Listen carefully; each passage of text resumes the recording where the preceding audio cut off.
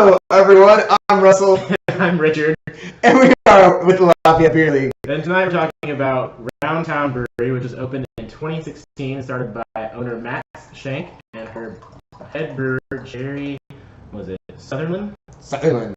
Town Brewery is a pretty cool brewery. Max is really passionate about craft beer and the service industry.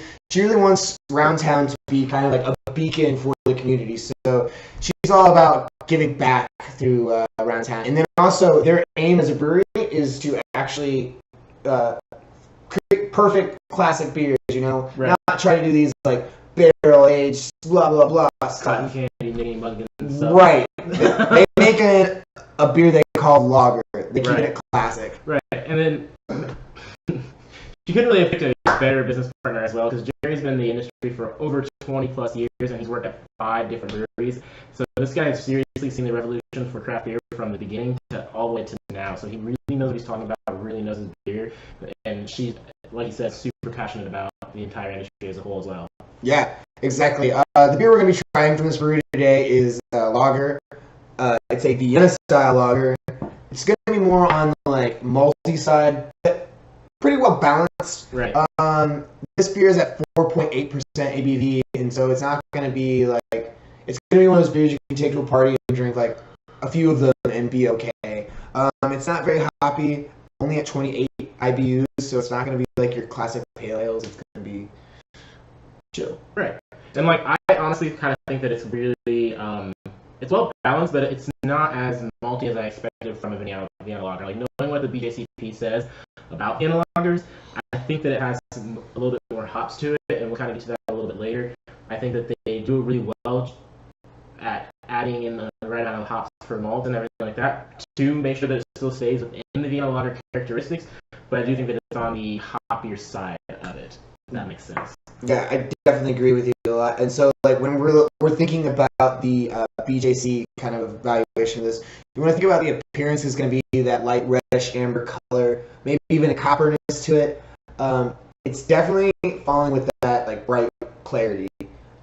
Large off-white head, I'm not seeing that with this beer at all, and it's not a very persistent head. So right. they definitely have kind of fallen flat on that. But right, and it's got as far as the aroma goes, it definitely has a huge malt aroma, which is what it's supposed to have, and it's also supposed to have a more of a clean character with floral, spicy hop being a little bit more rare, which is again right on the money. I don't really notice any of the hop aromas or anything like that. It's definitely malts right in the face. As soon as you pop the can open, malts. You smell the malt. So it does hit that aroma characteristic really well with the guidelines. Right, so it's going to have a soft, elegant malt complexity, but it will be balanced with the hops. So we're not trying to say the hops are not present. It's more that they're adding that slight floral, spicy flavor that you're tasting. Right. You get a slight roasty caramel complexity, but overall it's just going to be fairly dry and crisp. Right. And as far as mouthfeel goes, it's going to have a really nice, silky, creamy smoothness to it with a moderate to light body. It's not going to have a huge amount of carbonation. It's going to be noticeable, but it's not overpowering. It's not anything like a domestic beer. It's right. Really fizzy. Super fizzy. Yeah. It's going to be crisp and clean. Absolutely. So overall, this beer is just going to be a moderate strength amber lager with soft, smooth maltiness. It's going to have a relatively dry finish. The malts are going to be clean, bready, rich, somewhat toasty, with an elegant impression derived from the quality base malts. Not so much like the specialty malt or adjuncts. I don't think they would ever put adjuncts in this beer. So right. And they say best, we put a slightly American twist on the classic Vienna Lager to make what we're calling an everyday beer. The beer has hints of toasted bran with a touch of malt sweetness, balanced by a slightly heavy-handed use of delicate noble hops to finish crisp and keep you coming back for more. We hope you just say, give me a lager. And I think that's where I was kind of hinting at with the hops. American-style beers are generally hoppier and more bitter and hop-forward, and that's kind of where they hit that twist with just adding a little bit more of the noble hops and is maybe opportune in this characteristic style, but still within that, still falls in that box, the Vienna Lager box. That just kind of brings us to the can art itself. When I first saw this, and I still kind of feel like it's still too much red and yellow, and everything kind of blends in. It doesn't really catch your eye on the shelf for me. But then as I looked at it, I realized what they were kind of trying to do here is create that, like, this is a beer, right? You can see the beer in the can or whatever, that illusion. So, I think it reminds me of Sunset. right? Maybe, I don't know what they were going with it. We'll have to ask Max what she thinks. Yeah.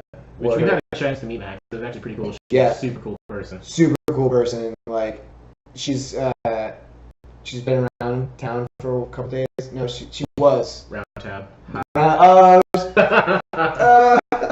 Pun intended. Pun intended. Yeah, I think it's overall really cool can art. One of the things that I like is they put that it's indie brewed, so you know that it's made in your state. They also put that Indiana craft beer logo in there. Right. Yeah. Which just lets you know that you're not buying anything into Anheuser-Busch or the what is it, Coors Miller? Right. Whatever the big guys are. Like the top ranking. Did you know that Anheuser-Busch owns SeaWorld at one point? They don't anymore, after the whole merger and stuff. But I mean, what are you gonna do when you have all that kind of money, right? Make a theme park. Like, what else are you gonna do? Like, if I have a whole correct ton of money, I'm gonna buy an island, not a theme park. And then put a theme park on the island? No, I'm gonna buy an island for myself, myself, and I. And you're just gonna live on the island? Sure. All right, whatever. That brings us to the ratings. Right Beer gives it a 3.05 out of 5 with 4 ratings, not very many. And Beer Advocate's right there with a number of ratings with 3.72 out of 5. A little bit higher, which I can see why they would say that, because they're more into like the style, and this is definitely hitting the style. Untapped is 3.57 out of 5 with 1,180 ratings. I think the reason why we're seeing that rating with Untapped is more to do with the fact that it takes just a bigger demographic. And you're seeing people who just don't like the beer because of its style, and you're seeing people that like the beer because it's on style. Right. So I'm personally giving it a 3.4. I think that it hit the style really well. There's a couple things that they were not quite on style lines with, but again, they were telling it total right on the can. They're giving a little bit of a twist. It's not going to be exactly a Vienna Lager, but they're giving it close enough to where it's going to fall into that box, and it's going to check the right boxes to still count as a Vienna Lager. So that's why I give it 3.4. This is kind of an odd thing because I generally try not to give the same score, but after really going back and forth, I was like, it's not a 3.3, it's not a 3.5, it's a 3.4. So Richard and I kind of agree on this. For a lot of the same reasons, didn't have that persistent white head that you would expect, which is like not something that like breaks it. Right. It doesn't make it a bad beer. It's just aesthetically not what I would imagine. They did get the color right though. The color's on point. Spot on. Like that's copper. Yep. Yeah, that's copper, amber, reddish. Like that's in that range. So I think they got the amount, like the balance of hop small on point.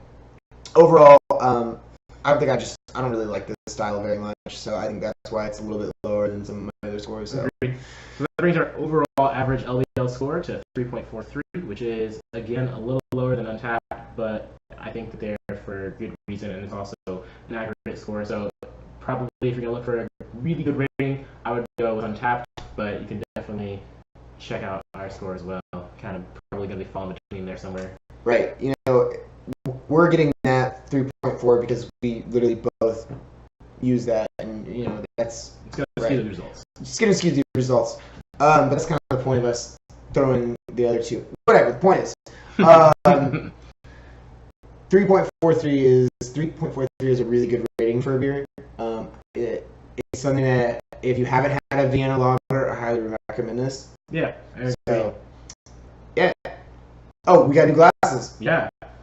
So, cheers to that. Cheers. And also, thank you everyone for watching. Please like, subscribe, and do all the things to show you love and support for the Lafayette Beer League. Of course, and as always, for any information about the brewery, the beer, or any other information we provided in the video, check out the links we will supply below. And like always, keep exploring beer.